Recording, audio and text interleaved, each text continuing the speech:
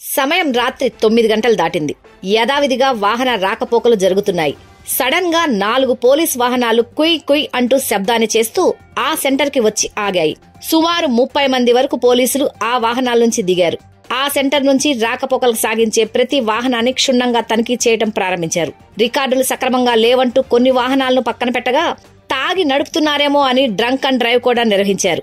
ఇంతకీ విషయం ఏంటంటే, ఆంధ్రప్రదేశ్ రాష్ట్ర వ్యాప్తంగా జరుగుతున్న నాకా బందీ కార్యక్రమంలో భాగంగా గురువారం రాత్రి ధవళేశ్వరం బ్యారేజ్ సెంటర్ వద్ద పోలీసులు నాకాబందీ నిర్వహించారు.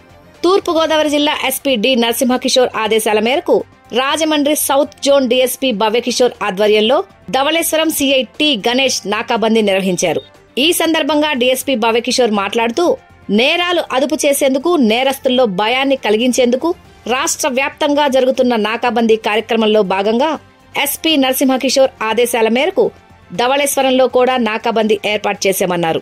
అదేవిధంగా ప్రతి వాహనాన్ని క్షుణ్ణంగా పరిశీలిస్తున్నామని, అనుమానిత వాహనాలను అదుపులో తీసుకుని సదరు వాహన యజమానులను విచారిస్తున్నామన్నారు.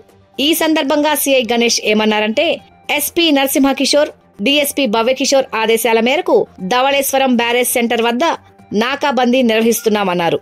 మద్యం సేవించి వాహనాలు నడిపే వారిని గుర్తించేందుకు కూడా డ్రంక్ అండ్ డ్రైవ్ ప్రత్యేక తనిఖీలు నిర్వహిస్తున్నామన్నారు.